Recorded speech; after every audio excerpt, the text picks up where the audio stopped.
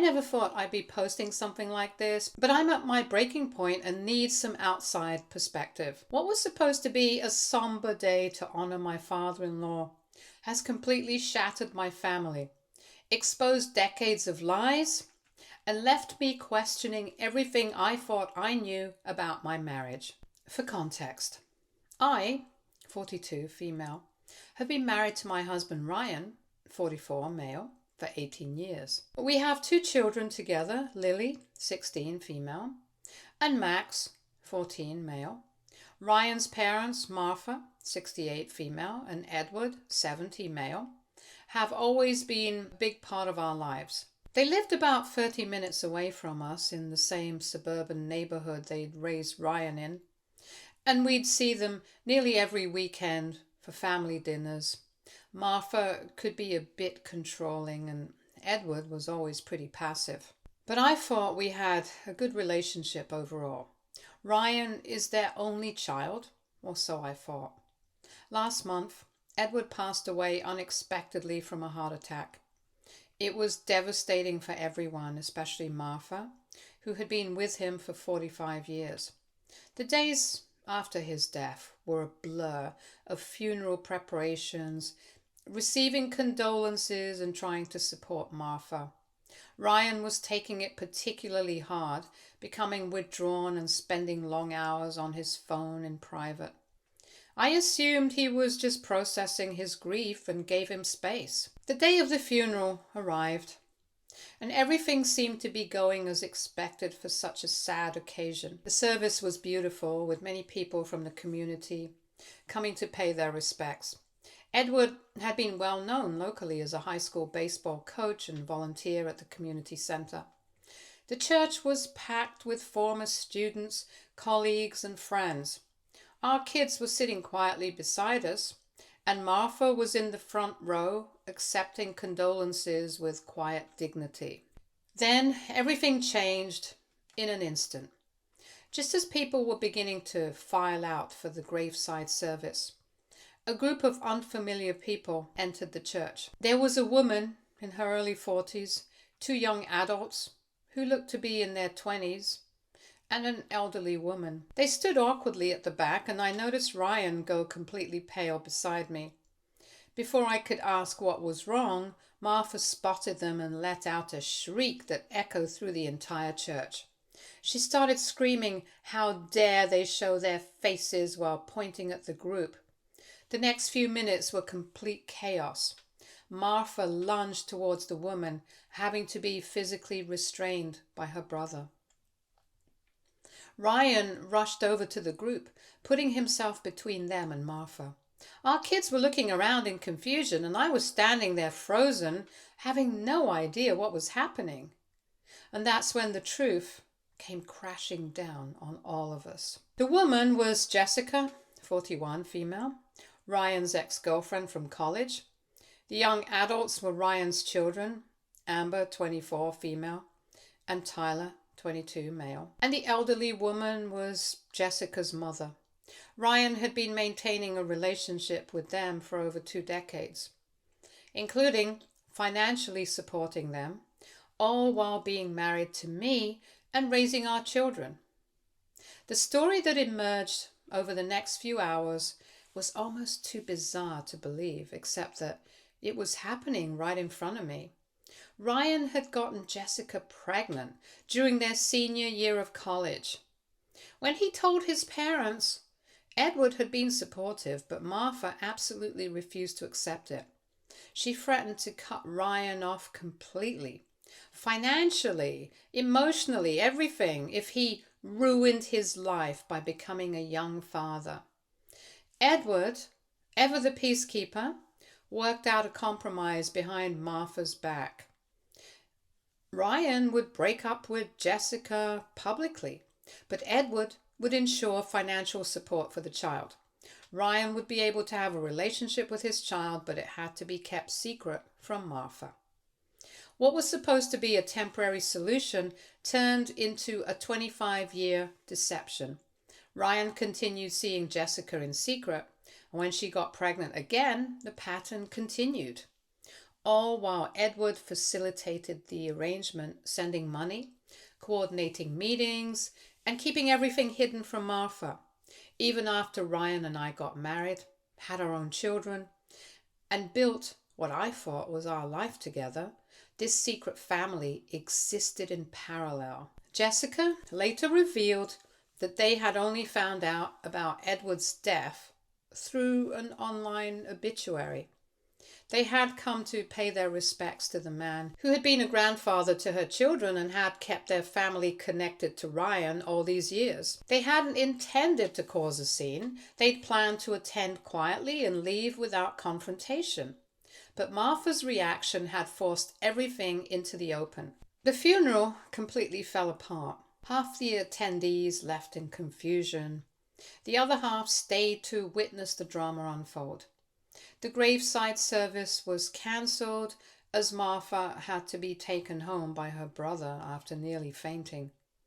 Ryan's secret children left in tears, clearly devastated by the rejection and hostility, and I took our kids and drove home alone, my mind spinning with questions and betrayal. Over the next week, I got to know the whole picture.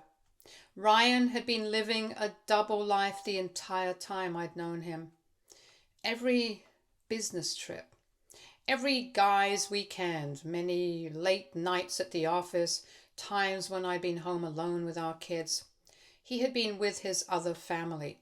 Edward had been the facilitator, keeping schedules, making excuses, even hosting Ryan's other family at their lake house on weekends when Martha would visit her sister. When I confronted Ryan about the years of lies, he had a big breakdown. He claimed he had wanted to tell me many times, but was afraid of losing everything, me, our kids, his relationship with his other children. He said he had been caught in this web since he was 20 years old and didn't know how to escape it. He blamed his mother's controlling nature and his father's conflict avoidance for creating the situation, but acknowledged his own cowardice in maintaining it. Martha's reaction was perhaps the most surprising of all. After the initial shock, instead of being angry at Edward or Ryan for the decades of deception, she's now insisting that everyone should just move forward and accept this new reality. She's framing it as fresh beginnings and new additions to the family, as if we can all just pretend the last 25 years of lies didn't happen. She's called multiple family meetings to discuss integrating Ryan's other children into family gatherings and creating a blended family dynamic. When I expressed my anger and sense of betrayal, she actually had the audacity to tell me I was being dramatic and selfish for not wanting to welcome new family members. Ryan's other family seems equally delusional. Jessica has reached out to me multiple times suggesting we have coffee to get to know each other and talk about co-parenting moving forward. Her children have sent friend requests to me and my kids on social media. They're acting like this is some kind of happy reunion rather than the exposure of a devastating decades-long betrayal. As for me, I'm completely lost. I've moved into our guest bedroom and barely speak to Ryan. I've consulted with a divorce attorney to understand my options. Our kids are devastated, not only at discovering their father's deception, but at learning they have half-siblings who are practically strangers. Lily refuses to speak to her father at all, while Max vacillates between anger and confusion. The most infuriating part is that neither Ryan, Martha, nor Jessica seems to understand why I can't just move past this and embrace this new family dynamic. They keep talking about Edward's funeral as a new beginning rather than what it actually was, the end of the life I thought I had. Am I crazy for not being able to accept this? Is there any way forward from such a massive betrayal? Has anyone else experienced anything remotely similar to this nightmare? Update 1. First off, I just want to say thanks to everyone who reached out and sent messages after my last post. I honestly wasn't expecting so many people to care, And it's been really comforting and eye-opening at the same time. When everyone around you is acting like this huge betrayal is somehow totally normal, it really helps to hear from people who can actually see how messed up this whole situation is. It's been 2 weeks since Edward's funeral completely turned my world upside down, and honestly, things have just gotten more and more complicated. I've been sleeping in our guest bedroom, barely saying 2 words to Ryan. But I've come to realize that I need to stop just sitting around reacting to everything and start actually protecting myself and my kids. I went back to meet with my attorney and started gathering up all our financial documents and paperwork. What I'm finding out is absolutely horrifying and makes me sick to my stomach. I'm talking about years and years of credit card statements that show charges I never bothered to question before. All those business dinners that were actually him taking Jessica and her kids out to nice restaurants. Those conference hotels that were really weekend getaways with his other family. And even what I thought were work bonuses that were actually Edward secretly giving Ryan money to support his double life. The most gut-wrenching thing I discovered was finding this separate credit card that I had absolutely no idea existed. Ryan had been using this thing for years to buy Christmas and birthday gifts for Jessica's children. And I'm talking about expensive, really thoughtful presents that made the generic gift cards he usually grabbed for our kids at the last minute look like complete garbage. I found receipts for a whole family vacation to Disney World that happened during one of his so-called extended business trips. I was stuck at home alone with our kids, dealing with Max's broken arm that week, feeling completely overwhelmed while Ryan was off playing happy family at the happiest place on earth. Then Martha showed up at my door unannounced 3 days ago. She was carrying those photo albums, actual old school scrapbooks that she'd apparently been keeping secret for years. She told me that Edward had hidden them in his workshop, and she found them while she was going through his stuff after he died. Page after page of Ryan's other life. Birthday parties, graduations, holidays, family portraits that looked like something out of a magazine. All the milestones and special moments that I thought we were sharing together as a family, he was actually celebrating twice. Once with us and once with them. The photos that absolutely broke me and left me crying on the floor were from the year Max was born.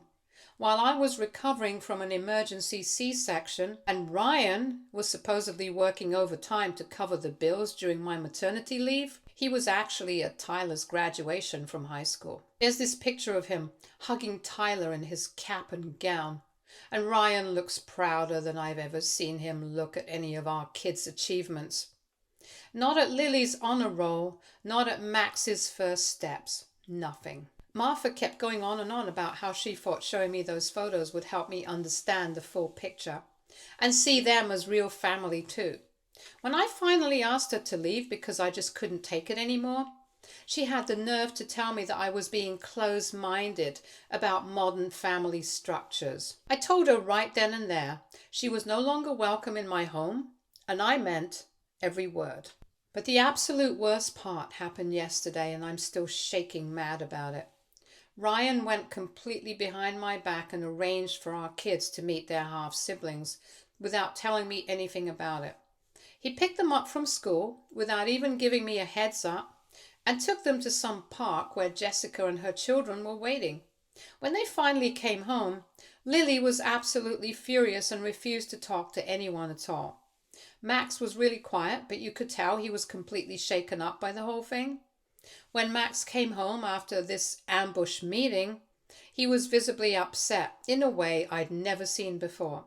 He's usually a pretty calm and put-together kid, but this whole thing really shook him to his core. He told me that Tyler and Amber, those are Ryan and Jessica's kids, spent the entire time talking about all these happy memories they had with Dad. They were telling stories about times Ryan took them to the zoo or helped them with their school projects, or showed up for their birthdays and holidays with big smiles and presents. It absolutely broke my heart to see Max questioning what he actually meant to his dad. He didn't come right out and say it, but I could see the pain written all over his little face. He felt like he was in second place, like Ryan had been more present and more loving with the children he had in secret than the ones he had with me. That's not something any kid should ever have to think about or process, especially not at 8 years old. When I confronted Ryan about this whole mess, he called me unreasonable for being upset about the ambush meeting.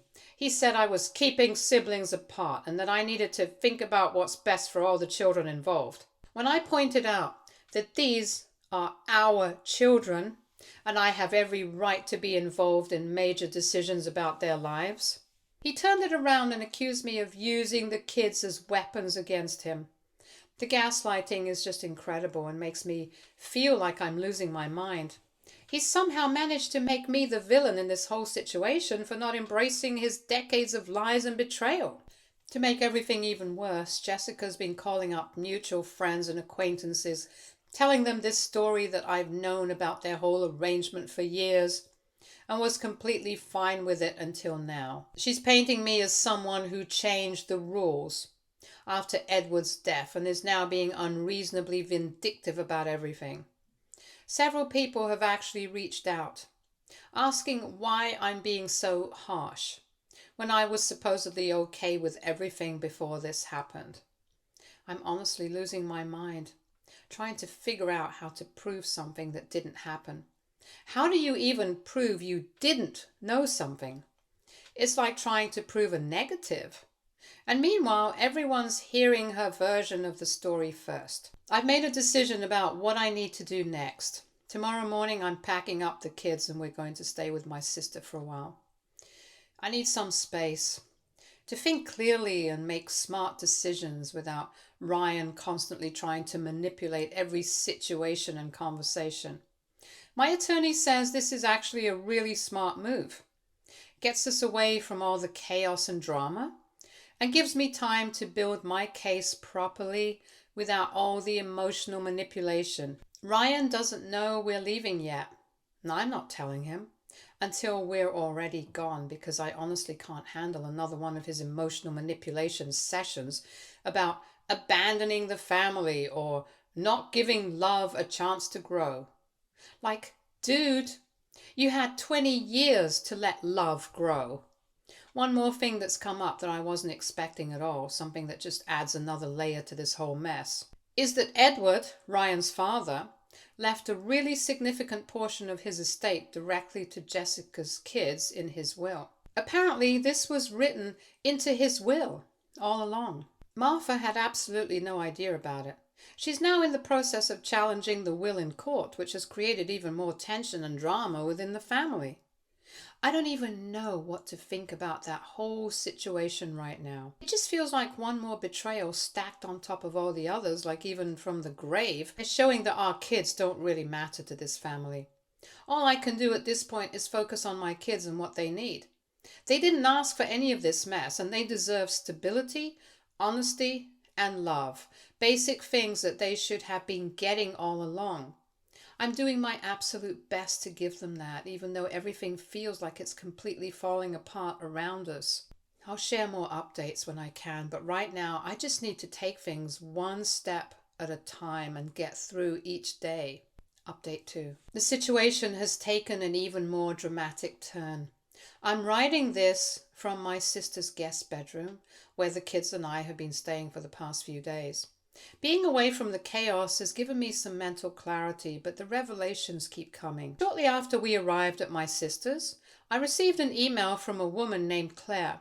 She introduced herself as Edward's administrative assistant from the high school where he coached. Claire explained that in the wake of Edward's death and the subsequent funeral drama, which has apparently become common knowledge in their small community, she felt compelled to share something with me. For over 15 years, Claire had been helping Edward manage his family obligations, as he called them. She was responsible for arranging transfers of money, scheduling business trips for Ryan, and even maintaining a separate email account where Ryan and Jessica could communicate without Martha or me discovering it. Claire provided screenshots of emails between Ryan and Edward, discussing birthday gifts for Jessica's children, school tuition payments, and even vacation planning, all while using code words and fake business trip covers. The most shocking revelation was that Edward had apparently told Claire that I was aware of the arrangement and had reluctantly agreed to it early in my marriage to Ryan. This explained why Claire never felt the need to expose the situation. She believed I was a consenting party to this unusual family structure. Ryan had perpetuated this lie to his father, likely to make Edward feel less guilty about the ongoing deception. Armed with this new evidence, I forwarded everything to my attorney, who believes this strengthens my case considerably, especially regarding the financial aspects of our potential divorce. Claire's documentation shows years of marital assets being diverted without my knowledge, which will likely impact any settlement. Meanwhile, the situation with Martha has deteriorated further. After discovering Edward's will and the provisions for Jessica's children, she has apparently had something of a breakdown. According to Ryan, she's gone through Edward's home office and found extensive documentation of the financial support provided to Jessica and her children over the years. Bank statements show regular transfers dating back over 2 decades, totaling what must be hundreds of thousands of dollars. Rather than accepting reality, Martha has convinced herself that Edward was being blackmailed by Jessica all these years. She's now telling family members that Jessica trapped Ryan with the pregnancy and then extorted money from Edward to keep quiet.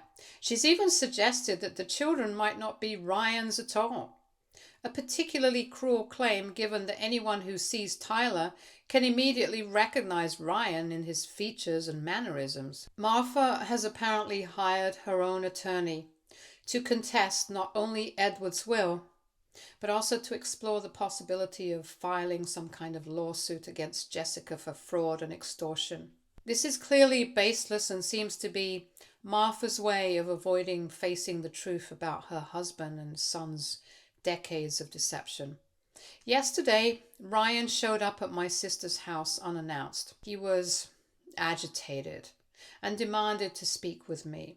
When I reluctantly agreed to talk on the front porch, he revealed that Jessica and her children have now given him an ultimatum.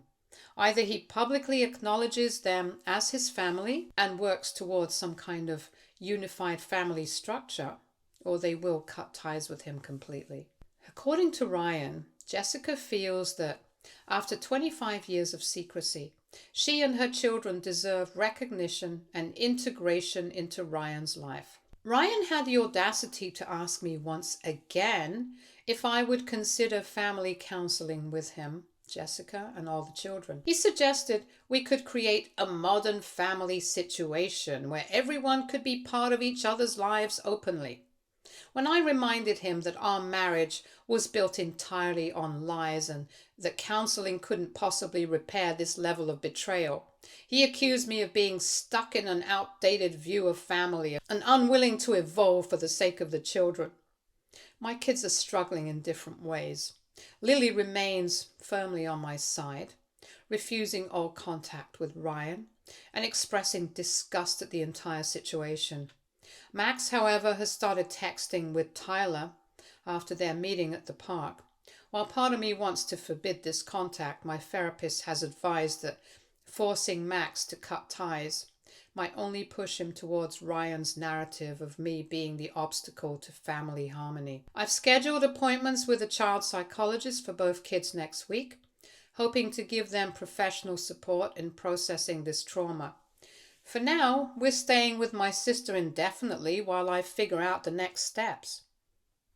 Update 3. I never expected this much attention on my post or the situation to continue evolving so rapidly, but here we are.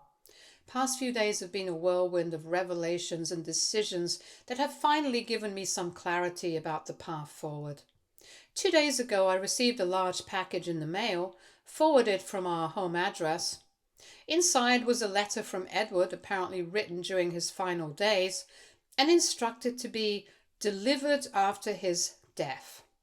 Accompanying the letter were dozens of documents, bank statements, property deeds, insurance policies, and what appeared to be a personal journal spanning many years. Edward's letter was essentially a confession and an attempt at explanation. He admitted to orchestrating the entire decades-long deception, claiming he was trying to protect everyone involved. He wrote about how Martha's controlling nature, rigid beliefs about family had forced him to create this elaborate double life for Ryan. He detailed how over time, what started as financial support for an unplanned pregnancy evolved into maintaining two separate but connected family units.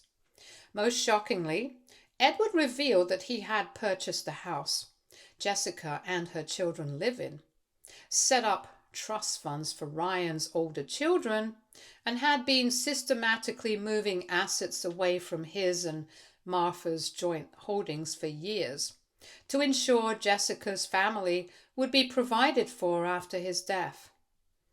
This explained the provisions in his will that had so upset Martha. The journal entries were perhaps the most disturbing part. Edward had meticulously documented the deception, scheduling conflicts he had to navigate, excuses he created for Ryan's absences, even times when they had close calls with Martha, almost discovering the truth. He wrote about watching his grandchildren grow up separately, attending school events and celebrations for Jessica's children, while maintaining the fiction for Martha. There were entries expressing his guilt, but also a strange pride in having kept the family together in his own distorted way. I scanned everything and sent it to my attorney immediately. Her assessment was blunt. Edward's documentation provides irrefutable evidence of financial impropriety that significantly strengthens my position in any divorce proceedings. It also revealed that Ryan has separate financial accounts I wasn't aware of, likely funded by Edward over the years. With this new information, I made a decision. I called Ryan and requested a meeting. Not at my sister's house, but at a neutral location with my attorney present. To my surprise, he agreed without argument. During this meeting, I presented copies of Edward's letter and journal excerpts.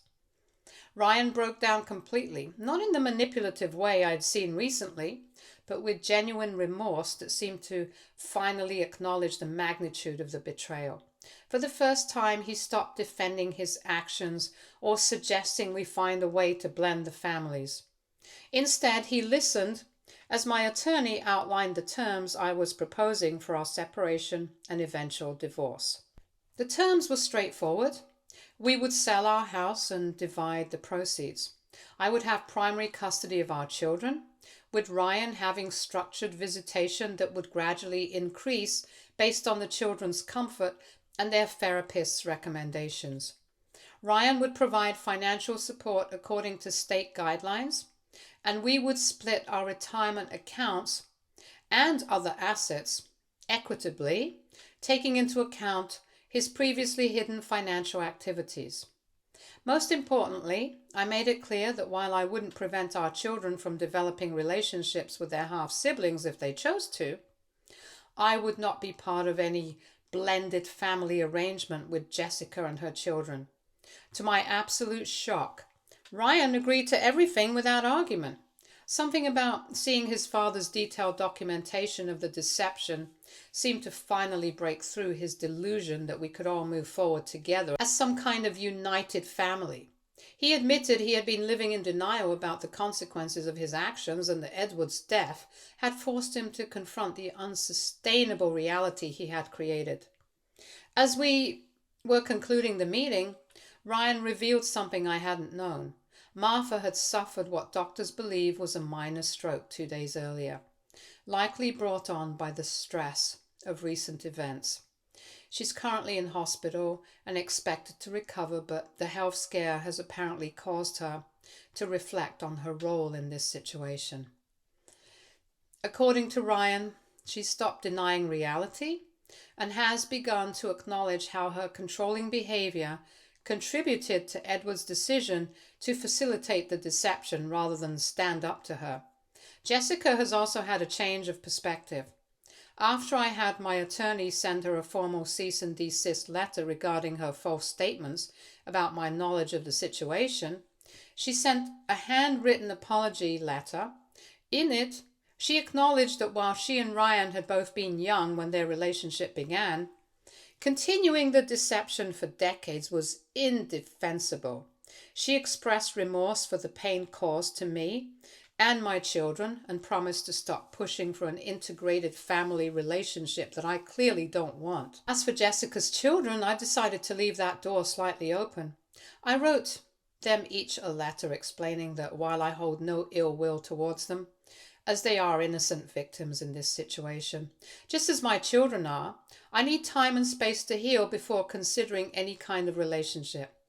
I acknowledged that they are my children's half-siblings and that someday there might be a way for all the children to know each other, but that it would need to happen organically and with professional support. My own children are slowly processing everything.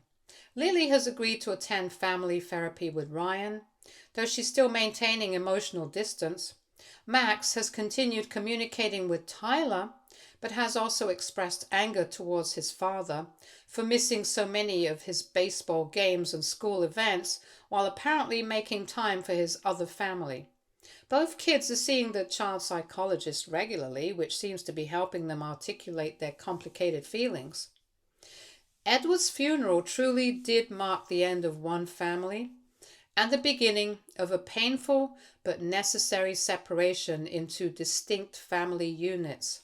While Martha, Ryan, and Jessica initially couldn't accept this reality, pushing for some kind of unified family fantasy, they now seem to understand that the decades of deception have made that impossible. I'm filing for divorce next week. I put a deposit down on an apartment near my sister's house, where the kids and I live while our family home is being sold. Ryan has moved into a small rental property that, ironically, Edward had purchased years ago as a potential meeting place for the families that never came to be. The road ahead will be difficult, but for the first time since Edward's funeral, I feel like I'm making decisions rather than just reacting to the chaos around me. I'm not sure what the future holds for any of us, but I know that it will be built on truth rather than the elaborate fantasy that Edward, Brian, and Martha constructed over the past 25 years. Thank you to everyone who provided support and advice throughout this nightmare. Your perspectives help me maintain my sanity when everyone around me seemed to have lost theirs. Stay tuned for more stories from our girl relationships.